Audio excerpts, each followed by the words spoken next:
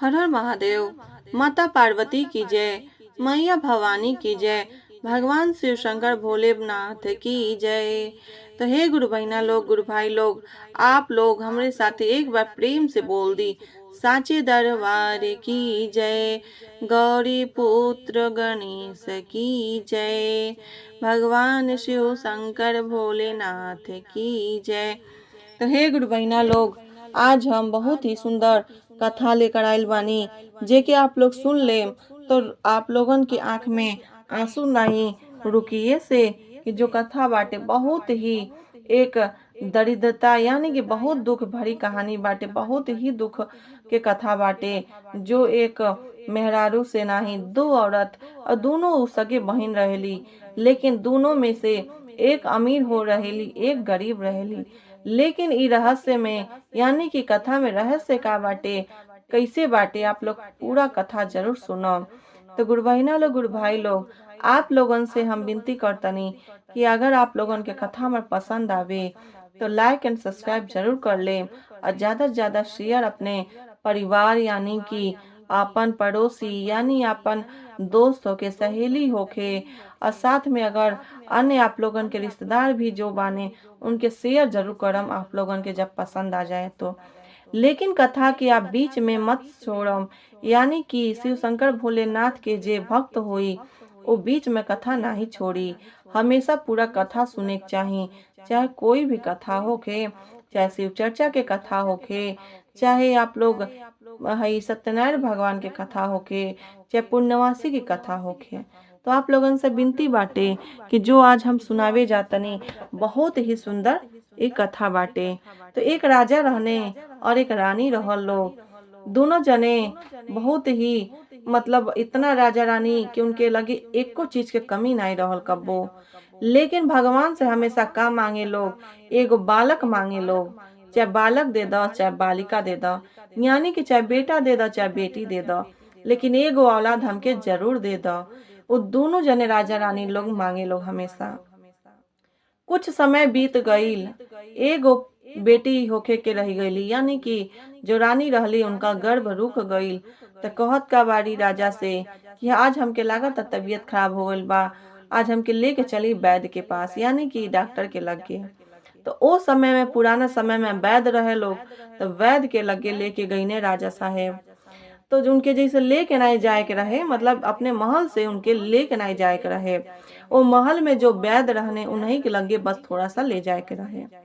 वो वैद्य के लगे ले गई ने और ले जाके अपने औरत के यानी कि रानी के चेक करवाने कि देखिए हमार आज रानी की तबीयत खराब बाटे, इनका उल्टियो होता, अजीब सा इनका मन मिचलाता। ओकरे बाद से गुरु बहिना लोग का भइल कि जब नारी या नस चेक कई लोग तो पता चलल कि उ गर्भ से बाली यानी पेट से बाड़ी।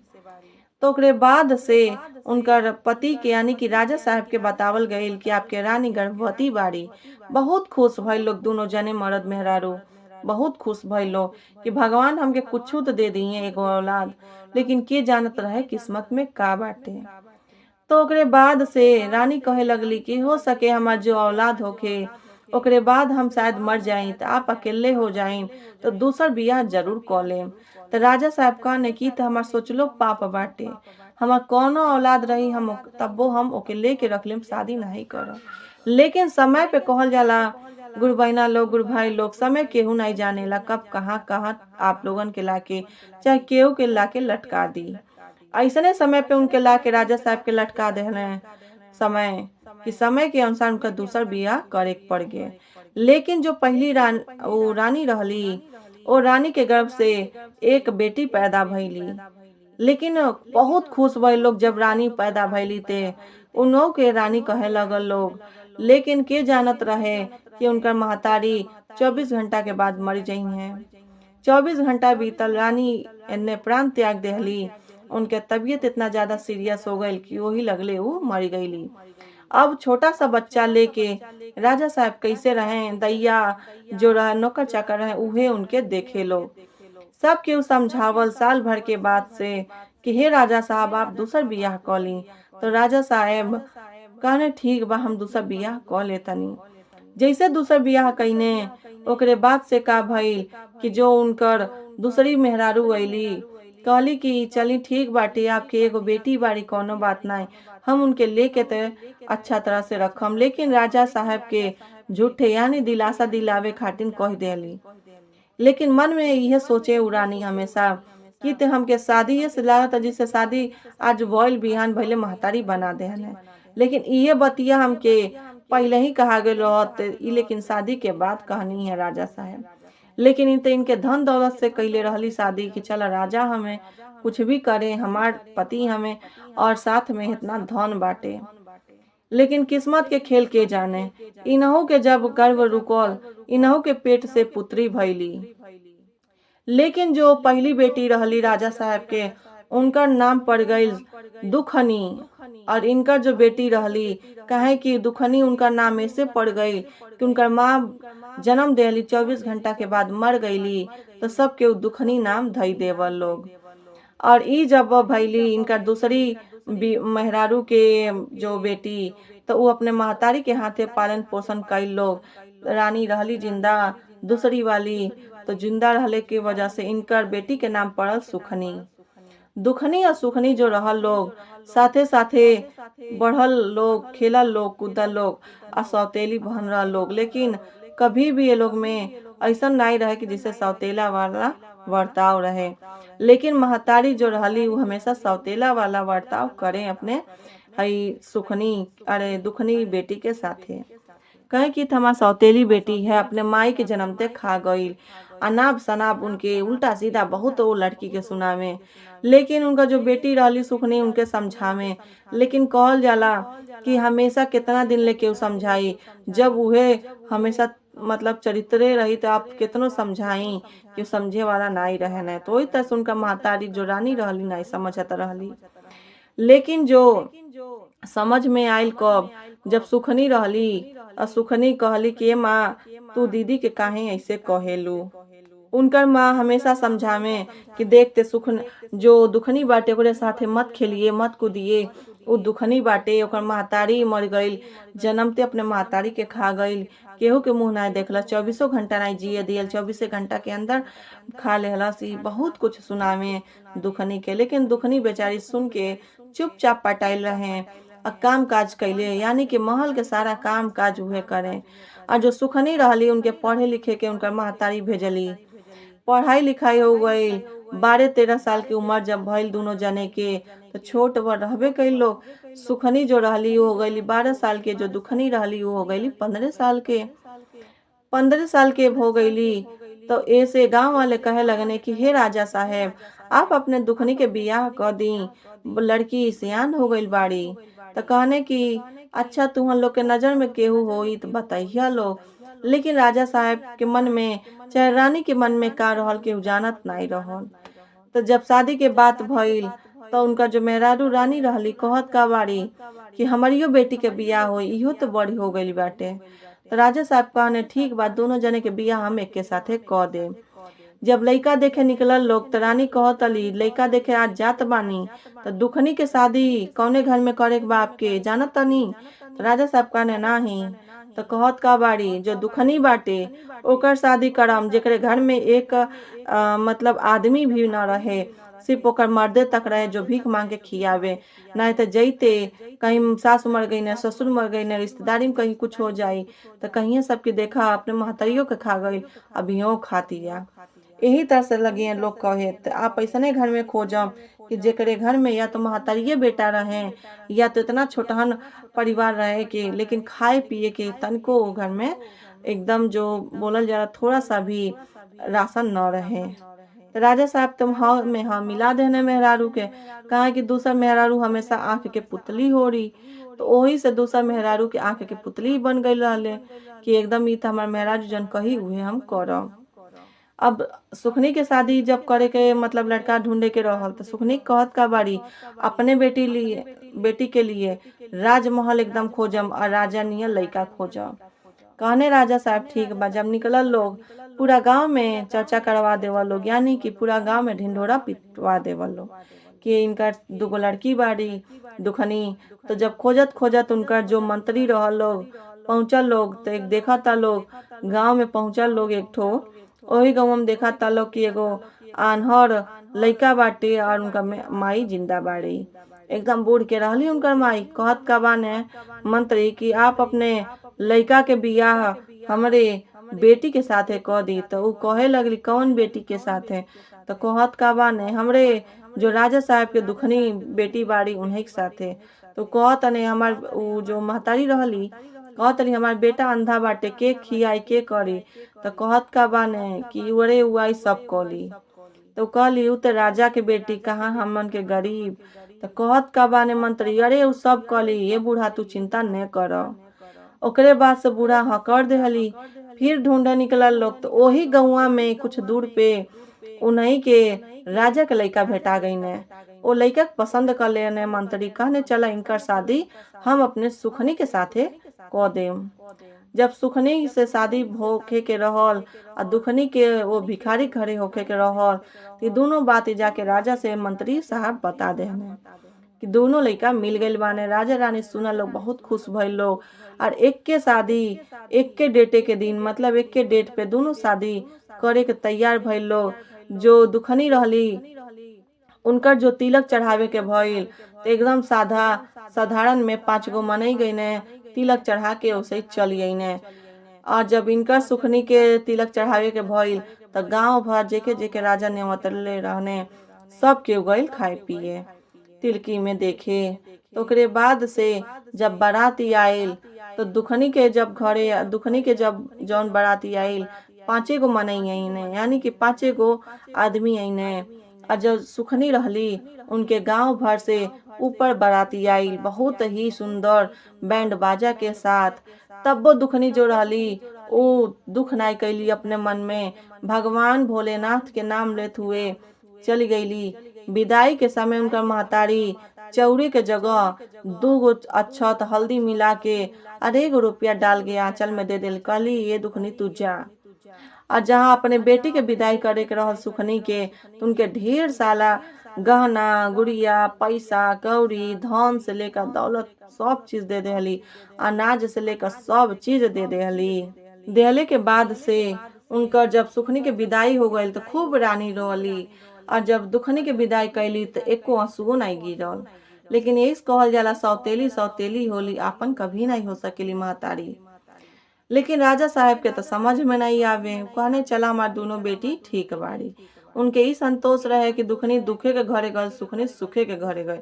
वो हमार जन्म लेते बेटी महतारी के खा गई यानी कि हमने रानी के खा गई आई तो इनका महतारी जियते बाड़े तैसे सुख में। राजा साहब के ई मन में हमेशा अभाव बनल रहे। लेकिन फिर भी सोचे कि चला ठीक बा। लेकिन कहल जाला किस्मत कब पलट जा केहू नहीं जाना था। सुखनी के जो औलाद मतलब शादी के 10 साल बीत के एको लइके नहीं भइने। जो दुखनी रहली 10 सालिया में उनके 3 लइके हो गए ने तीनों बेटवा भइने। लेकिन खाए के बड़ी उनके मोहताज रहली एको अनाज नहीं मिले। लेकिन बहुत मांग चोंग के कैसो धीरे से काम चला ले। एक दिन सोचली कि चला आज हम अपने बहन के सुखनी के यहाँ मिली आई अपने सुखनी से मिली आई। गईली अपने बहन के घरे। तो जब अपने बहन के घरे गईली तो कहत का बाड़ी उनकर बहन सुननी है ये दुखनी कि तू तो गांव भर बर्तन माजेलू चौका पोछा करेलू घर पोछा करेलू चौका बर्तन करेलू खाना बनावली तो तुआ के खाना मिलेला काहे नहीं हमरे घरे तू आके करतू तो हम तू आके खाए के देती। तो जो दुखनी रहली कहली हम जानी तो मान ला दीदी बहनी कि हमके केहू कुछ दे देवला तो हमरे घरे खाना पीना चल जाला। और तुम्हारे घरे आई तो मान लो तू कबो कह देबू तो जो सुखनी रहली कहत अली अरे हम कबो नहीं कम। लेकिन मन के बात के जाने। सुखनी कहली कि ठीक बा तू 2 दिन 4 दिन के बाद आइया हमरे घरे और तू हमरे घरे आके काम काज करिए तो हम तो खाए के देम। तो का कैली जो दुखनी रहली 3-4 दिन के बाद अली अपने बहन के रोज यहाँ काम करें। लेकिन जो उनका बहन रहली खाए में उनके का दे बासी रोटी बासी भात बासी जितना बासी चीज मिल जाए उतना सब दुखनी के दे कहे जा अपने लइकन के खिया दी अपने खा लिया। और ताजा जौन बचल रहे अपने खा ले कुत्ता के दे अपने जे के रखले रहली सबके उनके दे।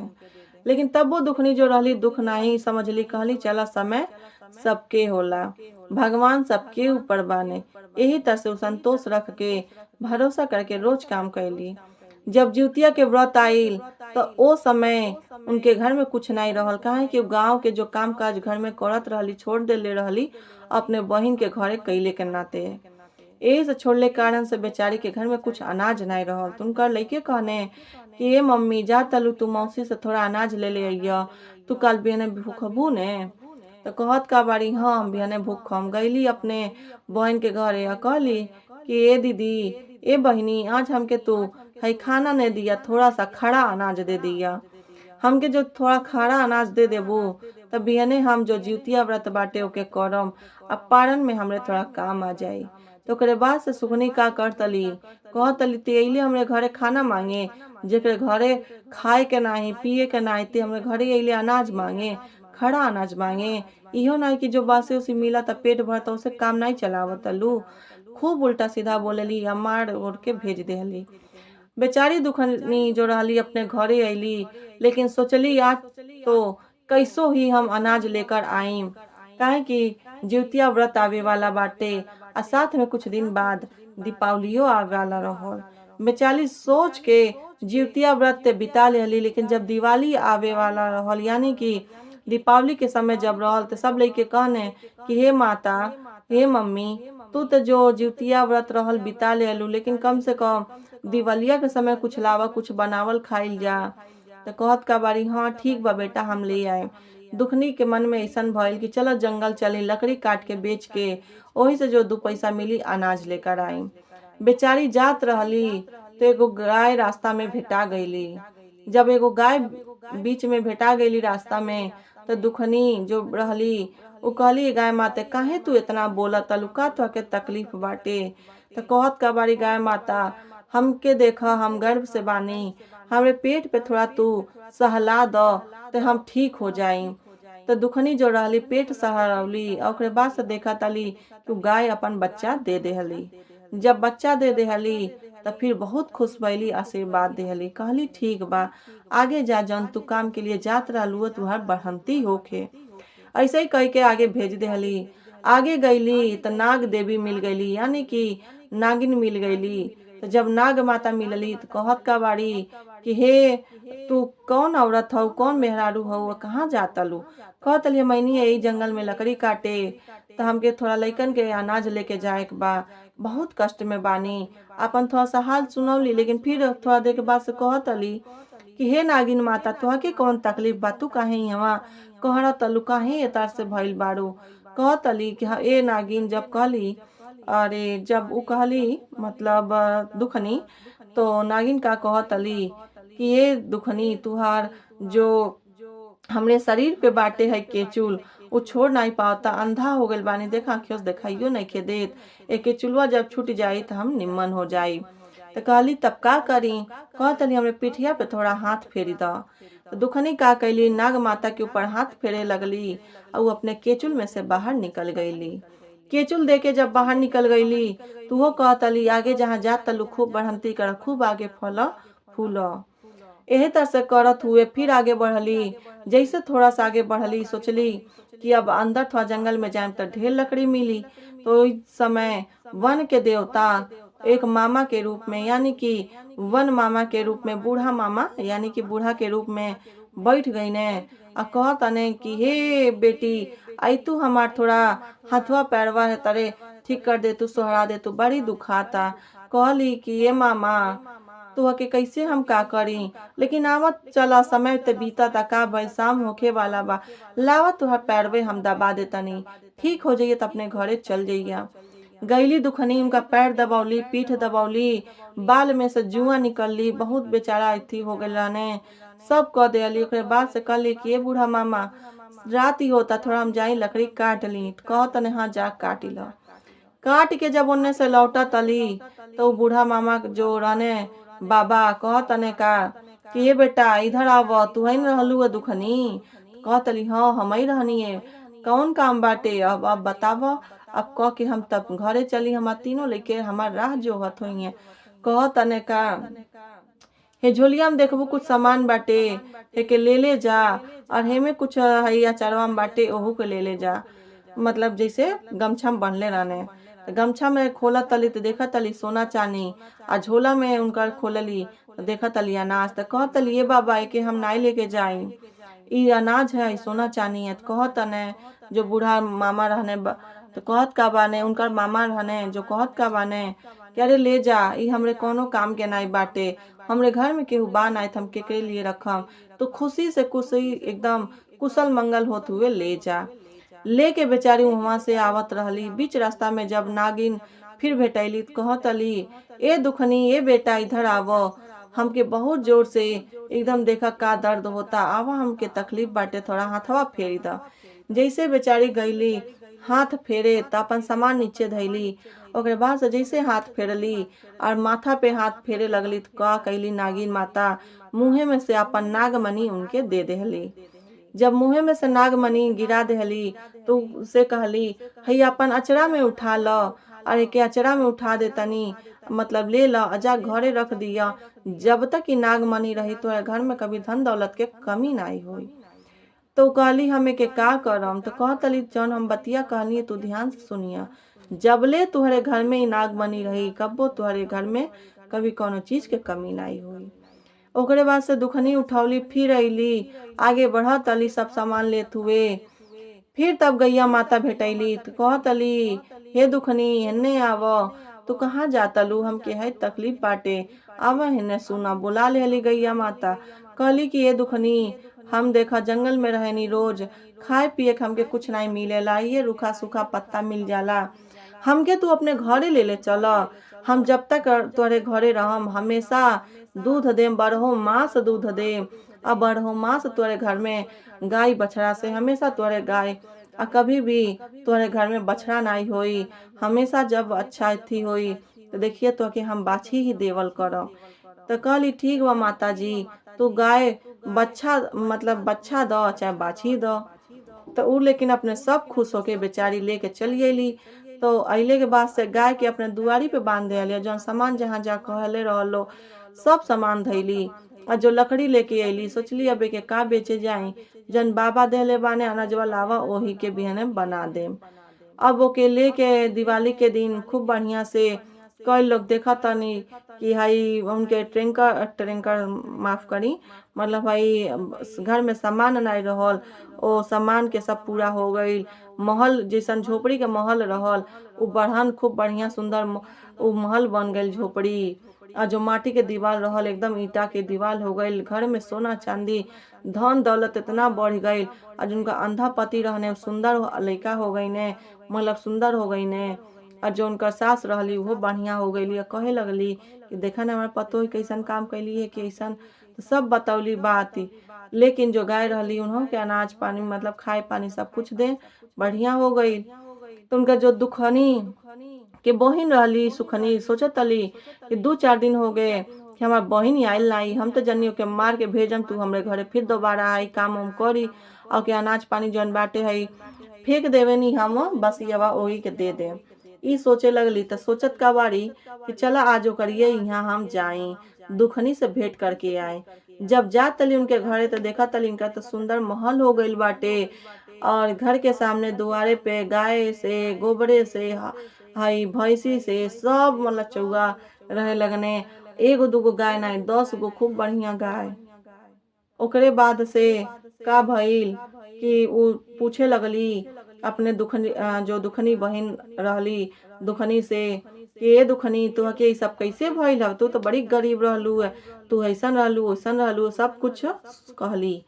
तो कहत का बाड़ी हमरे साथे ऐसे ऐसे भइल हवे, हमहू गइलनी है जहिया तू हमके भेजलू ओकरे कुछ दिन बाद ही हम गईनी, हमार लइके रोवत रहने, हम उनके लिए गईनी, जंगल जात रहनी तो हमारे साथे ऐसे ऐसे घटना भइल है।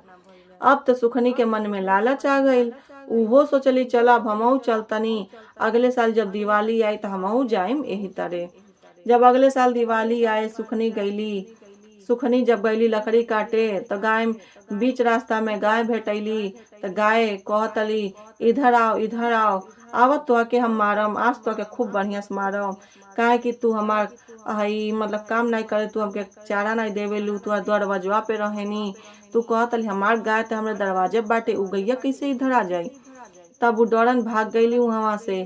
अब वहां से भगली तो आगे भेटा गईली नाग माता, तो कहतली खूब जोर से ढेकार के चिल्ला चिल्ला बुलावतली कि आओ आओ तो के हम खाई, आज बहुत दिन के बाद से मनुष्य मिलल बाने, आज तोई के हम खाई।